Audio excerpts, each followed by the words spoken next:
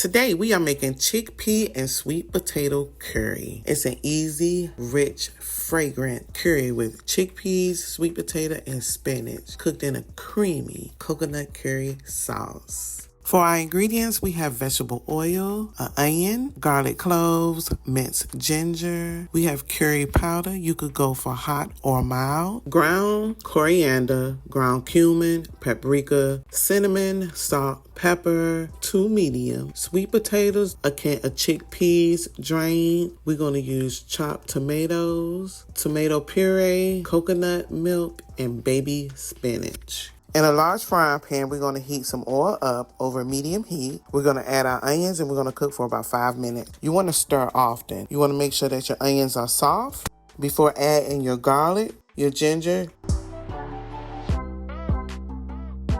your curry powder, ground coriander, cumin, paprika, cinnamon, salt, and pepper. We're going to stir and cook for about a minute.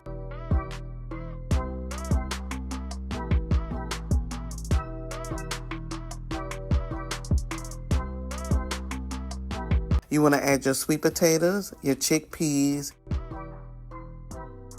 your canned tomatoes, and your coconut milk.